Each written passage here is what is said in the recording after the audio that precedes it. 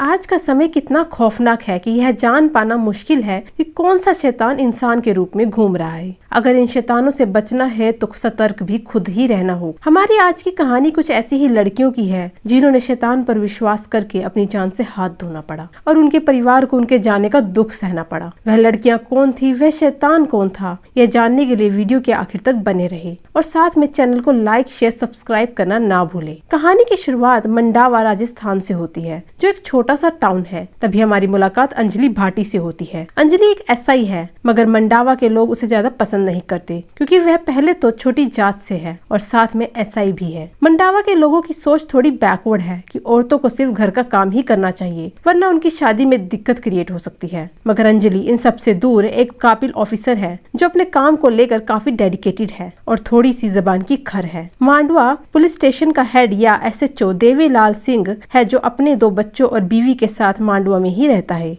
कहानी की शुरुआत एक छोटी सी कंप्लेन से होती है जहां एक मुसलमान लड़का ठाकुर की लड़की रजनी ठाकुर को लेकर भाग जाता है। उस मुसलमान लड़के का नाम अल्ताफ होता है। तभी हमारी मुलाकात अनंत स्वर्णकर से होती है जो कि एक गर्ल्स कॉलेज में हिंदी प्रोफेसर होता है और अपने एक बेटे और अपनी बीवी वंदना के साथ रहता है। वंदना एक होटल में मैनेजर है। तभी पुलिस स्टेशन के बाहर एक मंत्री जिसका नाम महिपाल है, वह और उसके आदमी मोर्चा लगा लेते हैं, वो भी अल्ताफ और रजनी के केस को लेकर, क्योंकि वह अल्ताफ को ढूंढ लेता है और उसे पुलिस स्टेशन में लाकर जेल में बंद करने को बोलता है। तभी एक मुरली नाम का आदमी महिपाल से रिक्वेस्ट करता है कि उसकी बहन भी एक मुस्लिम के साथ भाग गई। तभी महिपाल एसएचओ से बोलता है कि इसका केस भी देखो, क्योंकि वह एक मंत्री है और लोगों की नजरों में अपनी इमेज अच्छी बनाना चाहता है। फिर अंजलि और एक और एसआई कैलाश पार्थी मुरली से बातचीत करते हैं। उसमें मुरली यह बताता है कि उसकी बहन का नाम कृष्णा है और वह इमरान नाम के लड़के के साथ भाग गई थी, क्योंकि मैंने उसे फोन में बात करते हुए सुना था, मगर मैंने कभी भी कृष्णा के बॉयफ्रेंड को नहीं देखा। पीछे बस एक लेटर छोड़ गई जिसमें बस इतना लिखा था कि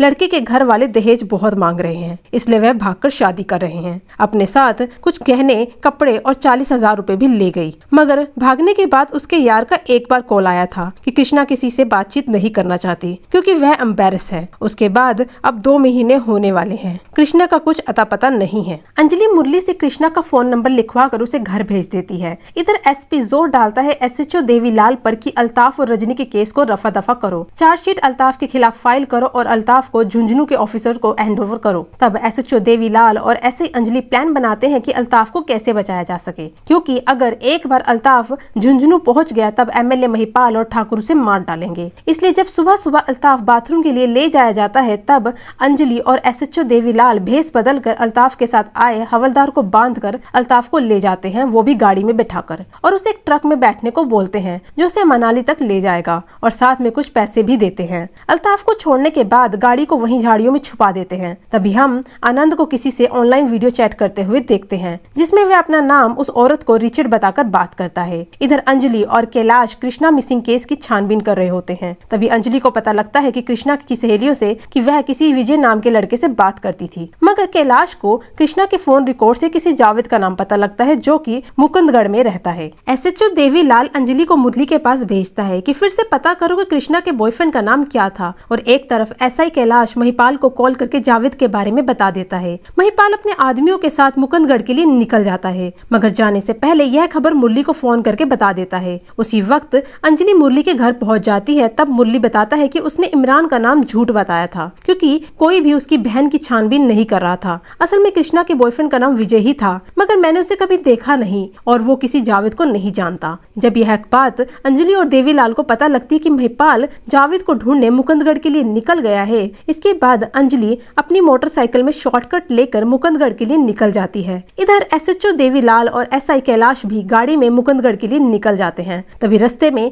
एसएचओ देवीलाल मुकुंदगढ़ के एसएचओ को जावेद के बारे में इन्फॉर्म कर देता है, मगर जब वहाँ का एसएचओ जावेद के घर पहुँचता है तब तक महिपाल और उसके आदमी जावेद को पकड़कर ले जा चुके होते हैं और उसे वही पास की रेल की पटरी में बांध देते हैं और वहाँ से चले जाते हैं। तभी थोड़ी देर बाद एसआई अंजलि वहाँ से निकलती है और उसकी नजर महिपाल के झंडे की तरफ पड़ती है जो कि रेल की पटरी के पास पड़ा होता है। जैसे ही अंजलि उस झंडे को जमीन से उठाती है उसकी नजर जावेद पर पड़ती है और ट्रेन आने से पहले अंजलि जावेद को बचा लेती है। इसके बाद जावेद को मुकुंदगढ़ के पुलिस स्टेशन ले जाया जाता है जहाँ एसएचओ देवीलाल और एसआई कैलाश उनका वेट कर रहे होते हैं। पूछताछ में जावेद बताता है कि वह किसी कृष्णा को नहीं जानता। फिर पुलिस वाले उसे वही नंबर दिखाते हैं जो कृष्णा के कॉल रिकॉर्ड से मिला था। तब जावेद बताता है कि यह नंबर जरूर मेरे नाम पर था, मगर मेरी बहन फातिमा इस्तेमाल करती थी और वह 6 महीने पहले अपने बॉयफ्रेंड के साथ भाग गई और मैंने उसके बॉयफ्रेंड को कभी नहीं देखा। उसके बाद उसकी कोई खबर नहीं मिली। भागने से पहले कुछ गहने और 10,000 रुपए भी ली गई। मुकंदगढ़ पुलिस स्टेशन से पता लगता है कि जावेद ने 6 महीने पहले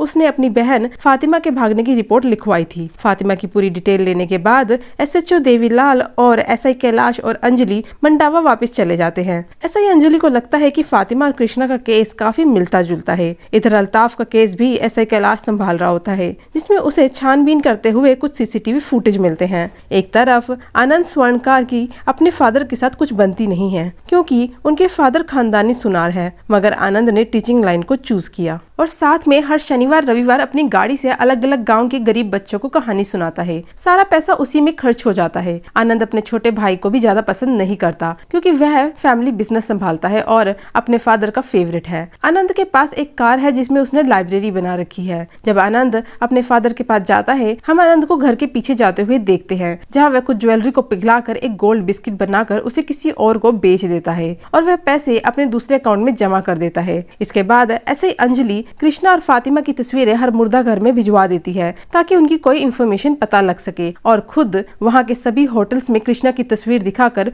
उसकी पूछताछ करती है, मगर उसको कुछ इन्फॉर्मेशन नहीं मिलती। फिर हम देखते हैं आनंद कार्तिक बनकर किसी लता नाम की औरत से मिलता है और उसे बोलता है कि उसके घर वाले शादी के लिए दहेज मांग रहे हैं, मगर लता की फैमिली गरीब है, इस वजह से वह दहेज नहीं दे सकते। लता कार्तिक से बहुत प्यार करती है और दोनों छुप छुप कर मिलते हैं। तभी कार्तिक उर्फ आनंद उसे भागने का आइडिया देता है और यह बोलता है कि अपने घर वालों को कुछ मत बताना, क्योंकि मेरे घर तक बात पहुंच जाएगी। इधर SI अंजलि को IT ऑफिसर कासिम से पता लगता है कि फातिमा का नंबर किसी तीसरे नंबर से लिंक है, जो सेम पैटर्न दिखा रहा है कृष्णा के कॉल रिकॉर्ड जैसा, जो रात में किसी से लंबी लंबी बातें करते थे। वह तीसरा नंबर किरण नाम की लड़की का निकलता है, जो है मेवाड़गढ़ समोद की होती है। इसके बाद SI अंजलि सीधा समोद जाती है किरण के परिवार वालों से मिलने, मगर वहाँ से भी वही सेम बात पता लगती है कि 1 साल पहले किरण किसी लड़के के साथ भाग गई, क्योंकि लड़के के घर वाले पुरानी सोच के थे और वह दहेज मांग रहे थे और किरण के घर वालों की दहेज देने की हिम्मत नहीं थी। किरण के फादर बताते हैं कि मैंने कभी भी उस लड़के को नहीं देखा। फिर SI अंजलि यह इन्फॉर्मेशन लेने के बाद पुलिस स्टेशन पहुंचती है, जहां से ये पता लगता है कि किरण के फोन नंबर से एक और लड़की का नंबर मिला है, जो सेम पैटर्न दिखा रहा है, और उस लड़की के नंबर से एक और लड़की का नंबर दिखा है। ऐसे 5 नंबर मिले हैं जो इसी तरह सेम पैटर्न में चल रहे हैं, मगर सब नंबर इस वक्त स्विच ऑफ हैं। इसके बाद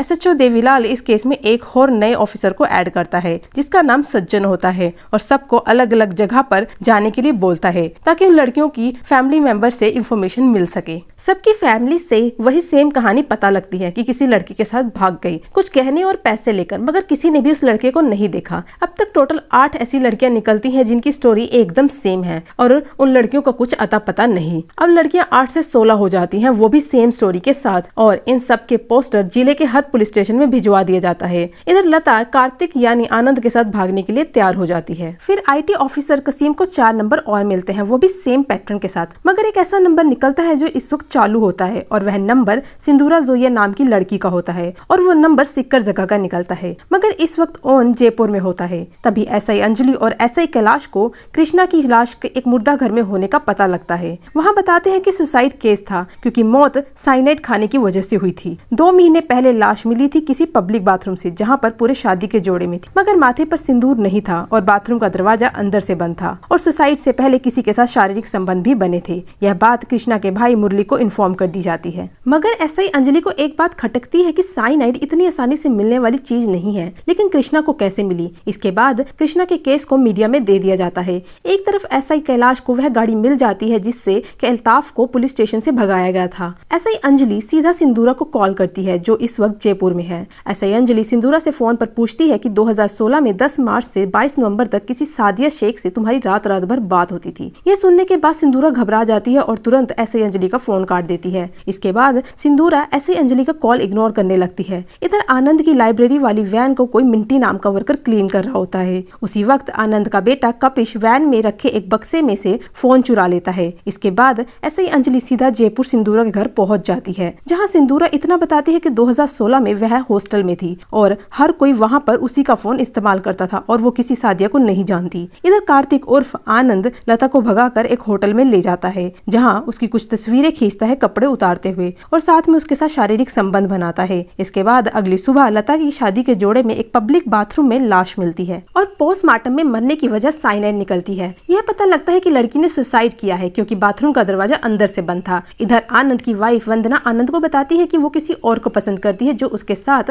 होटल में काम करता है और उसका नाम जे है। फिर हम देखते हैं पुलिस स्टेशन में अलग अलग जगहों यानी मुर्दा घरों से मिसिंग लड़कियों की इंफॉर्मेशन आनी शुरू हो जाती है और सबकी कहानी सेम होती है कि इन्होंने सुसाइड किया था साइनाइड खाकर। इनकी लाश पब्लिक बाथरूम में मिली थी, वो भी शादी के जोड़े में, और बाथरूम का दरवाजा अंदर से बंद था और मरने से पहले इनका शारीरिक संबंध भी किसी से बना था। इसके बाद इस तरह के सिमिलर केस ढूंढना पुलिस शुरू कर देती है जिनकी कहानी कृष्णा और फातिमा के केस से मिलती हो और सुसाइड की कहानी भी मिलती हो। अब तक टोटल 12 से 27 केस हो जाते हैं। किसी को भी इनकी मौत का इसलिए पता नहीं लगा क्योंकि यह केस अलग अलग जगहों के थे। इसके बाद एसएचओ देवीलाल के कहने पर एसआई अंजलि एक प्रोफेसर से मिलने जाती है जो क्रिमिनोलॉजी पढ़ाता है। वह उन लड़कियों की फाइल देखने के बाद यह बोलता है कि इन सब लड़कियों को मारने वाला एक आदमी है जिसे हम क्लासिकल साइकोपैथ भी बोलते हैं। इस तरह का आदमी समाज में बहुत आसानी से घुल मिलकर रहता है, इसलिए किसी को भी उस पर शक नहीं होता। फिर एसआई अंजलि प्रोफेसर को बताती है कि खूनी ने 2-3 मर्डर को छोड़कर सारे मर्डर शनिवार रविवार को किए हैं। तब प्रोफेसर बोलते हैं शायद यह खूनी हफ्ते के 5 दिन वाली जॉब करता है। प्रोफेसर एसआई अंजलि को यह भी बताते हैं कि साइनाइड ज्यादातर गोल्ड मेकिंग और पेस्टिसाइड में यूज होता है, शायद ये इन्हीं जगहों पर काम करता हो। इधर वंदना के बॉयफ्रेंड की मौत हेयर ड्रायर के इलेक्ट्रिक शॉक से हो जाती है, वो भी होटल रूम में।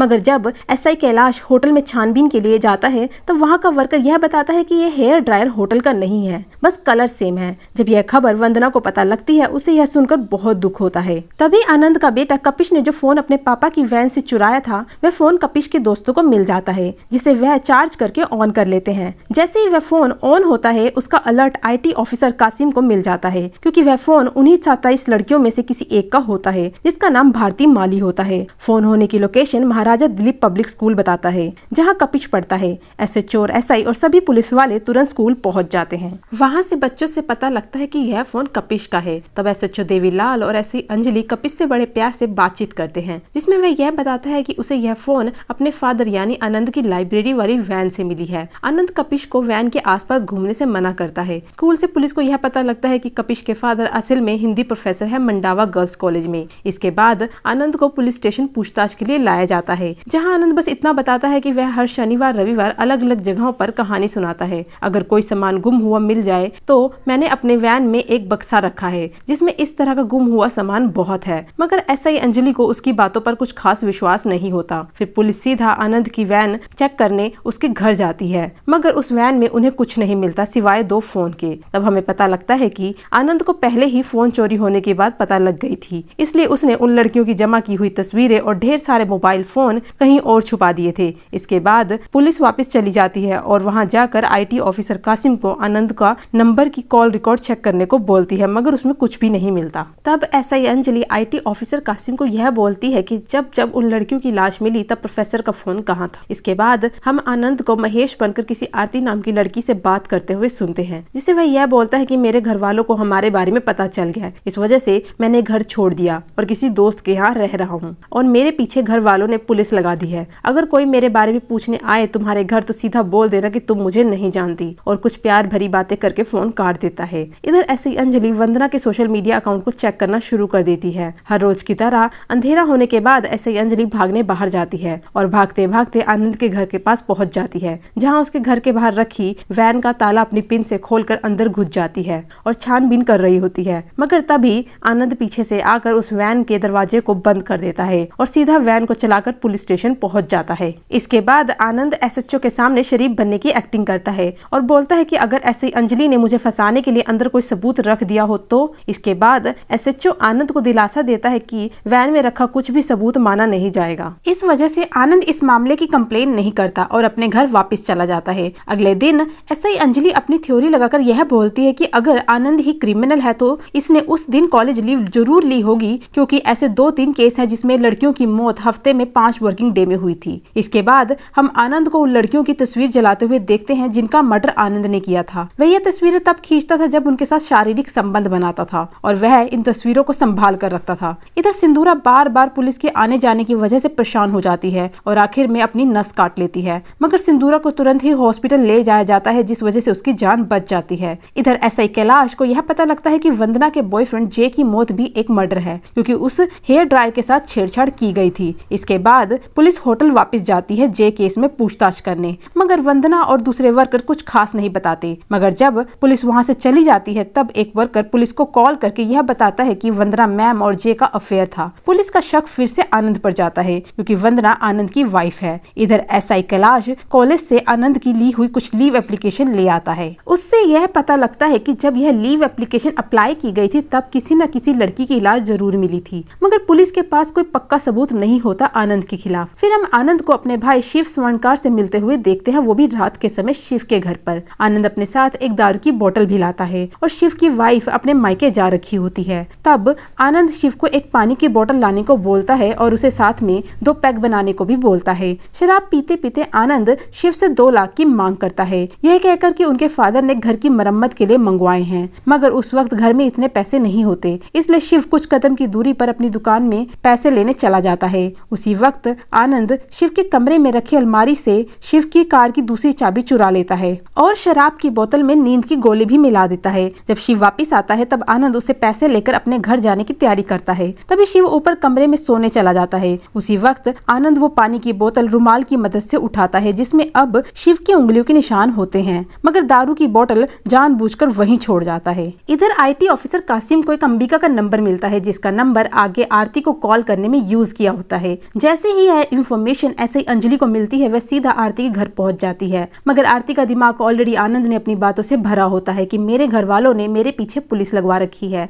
जब ऐसे ही अंजलि आरती के घर पहुंचती है तब आरती ऐसे ही अंजलि से झूठ बोलती कि वह दिव्या है और आरती उसकी बड़ी बहन है और वह गाँव गई हुई है, इस वजह से उसका नंबर स्विच ऑफ बता रहा है। बस इतनी बात जानकर ऐसी अंजलि वापस चली जाती है। उसके जाने के बाद आरती किसी और नंबर से महेश उर्फ आनंद को कॉल करके सब कुछ बता देती है। यह जानकर आनंद उसे सीधा जयपुर जाने को बोलता है और यह बोलता है कि मैं भी वहीं मिलूंगा। इसके बाद आरती एक चिट्ठी घर पर रखकर जयपुर के लिए निकल जाती है और अपने साथ में कुछ पैसे और गहने भी ले जाती है। रात में जब आनंद की वाइफ होटल में नाइट शिफ्ट के लिए जॉब पर चली जाती है तब आनंद शिव की कार को चुराकर जयपुर चला जाता है और इधर शिव वही दारू पीकर गहरी नींद में सो जाता है और आनंद सीधा उसी होटल में आरती से मिलता है जो आनंद ने ही बुक किया था। आनंद आरती के साथ भी वही करता है रात में जो उसने लता, फातिमा और दूसरी लड़कियों के साथ किया था। फिर हम ऐसे ही अंजलि को अपने बॉयफ्रेंड के साथ फिजिकल होते देखते हैं। थोड़ी देर बाद वही बॉयफ्रेंड अंजलि को पुलिस स्टेशन छोड़कर वापस चला जाता है। अंजलि सीधे बाथरूम जाती है और बाथरूम का दरवाजा अंदर से बंद करती है। इसके बाद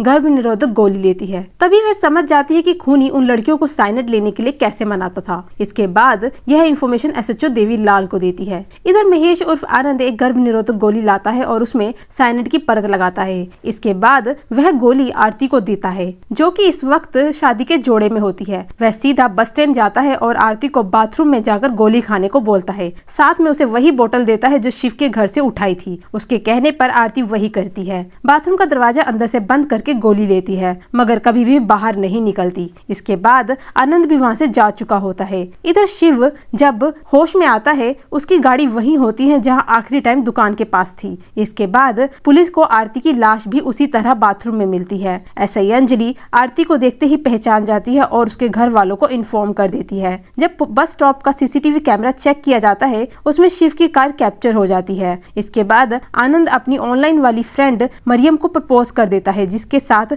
वह पिछले 3 साल से हर रोज बात करता था और मरियम उसे हाँ बोल देती है। एक तरफ जब अल्ताफ को महिपाल पकड़कर पुलिस स्टेशन लाया था तभी रजनी को वापस उसके घर ठाकुर के पास भेज दिया था, मगर रजनी मौका देके फिर से अपने घर से भाग जाती है। एसपी एसआई कैलाश पर रजनी को ढूंढने का जोर डालता है। जब SI Anjali CCTV camera check करती है उसमें एक कार दिखती है जिसमें से आरती निकल रही होती है। एसआई अंजलि उस कार का नंबर एक कागज में लिख लेती है और उसकी इंफॉर्मेशन निकालती है, जिसमें यह कार शिव स्वर्णकार की निकलती है। इसके बाद शिव को पुलिस वाले उसकी दुकान से गिरफ्तार करके पुलिस स्टेशन ले आते हैं। जब एसआई अंजलि और एसएचओ देवी लाल शिव से आरती और कार के बारे में पूछते हैं तब वह बस इतना बोलता है कि मुझे इस बारे में कुछ नहीं पता और मैं किसी आरती को भी नहीं जानता। जब पुलिस शिव की कार को चेक करती है तब उसमें से मरी हुई लड़कियों की तस्वीरें निकलती है और साइनेड शिव की दुकान में यूज होता है गोल्ड मेकिंग के लिए। इधर जो आरती की लाश के पास बोतल मिली थी उसमें भी शिव के फिंगरप्रिंट होते हैं और पोस्टमार्टम में क्लैरिफाई हो जाता है कि आरती ने सिनाइड की लेयर चढ़ी हुई गर्भ निरोधक गोली खाई थी। फिर हम देखते हैं एसआई कैलाश को सीसीटीवी की फुटेज से पता लग जाता है कि अल्ताफ को भगाने वाला कोई और नहीं बल्कि एसआई अंजलि और एसएचओ देवीलाल थे,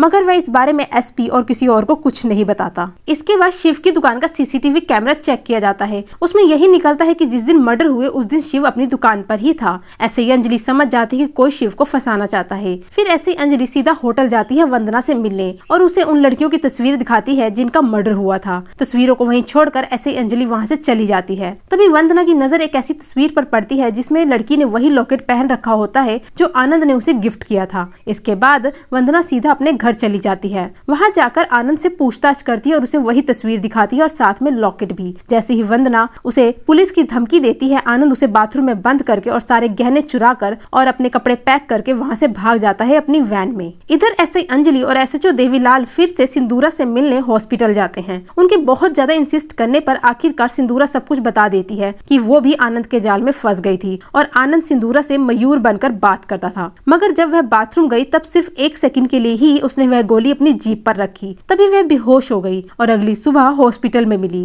जब सिंदूरा को आनंद की तस्वीर दिखाते हैं तब वह उसे तुरंत पहचान जाती है। इसके बाद एसआई अंजलि और एसएचओ देवीलाल पूरी पुलिस फोर्स के साथ आनंद के घर जाते हैं और वहां जाकर वंदना को बाथरूम से निकालते हैं। तब वंदना उन्हें वही लॉकेट की तस्वीर दिखाती है जिसमें उसने वह लॉकेट पहना होता है जो आनंद ने उसे गिफ्ट किया था। इसके बाद वंदना को पुलिस स्टेशन ले जाया जाता है जहां उसकी स्टेटमेंट को रिटर्न में लिखा जाता है सबूत के लिए। तभी वंदना को पता लगता है कि आनंद ने जे के हेयर ड्रायर के साथ छेड़छाड़ की थी। पुलिस आनंद को हर जगह ढूंढना शुरू कर देती है, जैसे उनके फादर के घर और दूसरी जगहों पर, और उनको आनंद के फादर के घर से भी साइनाइड मिलता है जिसे वह जब्त कर लेती है और उन्हें वहां पर पैसे जमा करने वाली आनंद की बैंक स्लिप मिलती है। तब एसआई कैलाश सीधा उसी बैंक में जाता है जहां पता लगता है कि जमा किए डॉक्यूमेंट सब फर्जी थे। वहां का बैंक मैनेजर बताता है कि पिछले हफ्ते ही 16 लाख निकाल कर अपने बैंक अकाउंट को बंद करके आनंद चला गया। तभी पुलिस आनंद की वैन को हर हाईवे पर ढूंढना शुरू कर देती है। पुलिस को अलग अलग जगहों पर लगाया जाता है ताकि आनंद और उसकी वैन को पकड़ा जा सके। उसकी फोटोज को हर जगह सर्कुलेट कर दिया जाता है। हर टोल बूथ, रेलवे स्टेशन और बस अड्डे के वर्कर्स को भी इन्फॉर्म कर दिया जाता है। इसके बाद एसआई अंजलि शिव से बातचीत करती है। तभी शिव बताते हैं कि एक दिन पहले भैया आए थे दारू की बोतल के साथ और अगले दिन वही दारू पीकर मुझे पता ही नहीं लगा कि मैं कब नींद में चला गया। शिव की बातें सुनने के बाद एसआई अंजलि उस दारू को टेस्ट के लिए भेज देती है जिसमें यह निकलता है कि उसमें नींद की गोली मिलाई गई थी। तभी एसआई अंजलि को पता लगता है कि शिव की गाड़ी की दूसरी चाबी ड्रॉअर में नहीं है। तभी शिव समझ जाता है कि आनंद उसे मर्डर के केस में फंसाने की कोशिश कर रहा है। तभी पुलिस को आनंद की वैन बीकानेर में होने का पता लगता है और वहाँ की पुलिस को इन्फॉर्म कर दिया जाता है। मगर जब पुलिस को वहाँ वैन मिलती है उसमें आनंद नहीं होता बल्कि कोई ड्राइवर होता है जिसे आनंद ने ही ड्राइवर कंपनी से बुक किया होता है ताकि वह पुलिस को गुमराह कर सके। इधर अल्ताफ और रजनी फिर से मिल जाते हैं और कोर्ट में जाके लीगली शादी कर लेते हैं और उनके केस को ऐसे कैलाश बंद कर देता है कोर्ट के कहने पर। फिर हमें पता चलता है कि आनंद असल में मंडावा में होता है और वह रात के समय पीछे की दीवार से कूदकर अपने फादर के घर घुस जाता है और साथ में अपने फादर को धमकी देता है कि अगर पुलिस को कॉल किया तो मैं भी शिव को बता दूंगा कि हमारी माँ को मारने वाले खूनी हो तुम। यह बात सुनकर आनंद के फादर पुलिस को कॉल नहीं करते। फिर आनंद 10 लाख की मांग करता है अपने फादर से। धमकी की वजह से वह उसे 10 लाख रुपए दे देते हैं। इसके बाद आनंद वहाँ से चला जाता है। तभी आनंद के फादर पुलिस को कॉल करके सब कुछ बता देते हैं। मगर तब तक आनंद रेलवे स्टेशन जाकर मालगाड़ी में छुप जाता है और सीधा मुंबई पहुंच जाता है और वहां जाकर सबसे पहले शिव को कॉल करके यह बताता है कि उनकी मां को मारने वाला कोई और नहीं बल्कि उनका फादर ही था। मगर मुंबई में भी पुलिस के हाथ कुछ नहीं लगता। इधर आनंद गोवा पहुंच जाता है और मरियम के साथ चर्च में रिचर्ड बनकर शादी कर लेता है और जो पैसे उसने जमा किए थे उन लड़कियों को मारकर उनसे वहां एक घर खरीद लेता है और मरियम के साथ नॉर्मल लाइफ जीना शुरू कर देता है। आनंद चुपके से मरियम का पुराना फोन जानबूझकर समुद्र में फेंक देता है ताकि वह किसी से भी कांटेक्ट ना कर सके और वही किसी स्कूल में टीचर की जॉब करना शुरू कर देता है। इधर एसएचओ देवीलाल और एसआई अंजलि को उस कैफे का पता लग जाता है जहां से आनंद रिचर्ड बनकर मरियम से वीडियो चैट करता था। तभी उस कैफे के सीपीयू को जब्त कर लिया जाता है। आईटी ऑफिसर कासिम उसकी फाइल को देखना शुरू कर देता है। इधर आनंद अपना अगला शिकार ढूंढने निकल जाता है वहीं पंजीकी में जाकर लड़कियों को अलग अलग बहाने से अप्रोच करता है और उनमें से रेणुका नाम की औरत उसके जाल में फंस जाती है और मरियम को यह बोलता है कि पंजी में वह एक्स्ट्रा मनी के लिए ट्यूशन पढ़ाने जाता है। तभी पुलिस को उन सीपीयू में से यह पता चलता है कि जिस लड़की से आनंद बात करता था उसका आईपी एड्रेस नागपुर के एनजीओ का है। नागपुर जाकर यह पता लगता है कि मरियम वहां से जा चुकी है। इधर आनंद फिर से वही कहानी सुनाता है कि रेणुका को कि मेरे घर वाले पुराने विचारों के हैं और दहेज की मांग कर रहे रहे हैं, हमें भागकर शादी कर लेनी चाहिए। रेणुका उसके जाल में फंस जाती है और भागने के लिए तैयार हो जाती है। अगले दिन शनिवार को आनंद मरियम से यह कहकर निकलता है कि वह अब सोमवार को आएगा क्योंकि उसे पणजी में कुछ काम है। आनंद के जाने के बाद मरियम देखती है कि उसका फ्रिज खराब हो गया है। तभी वो एक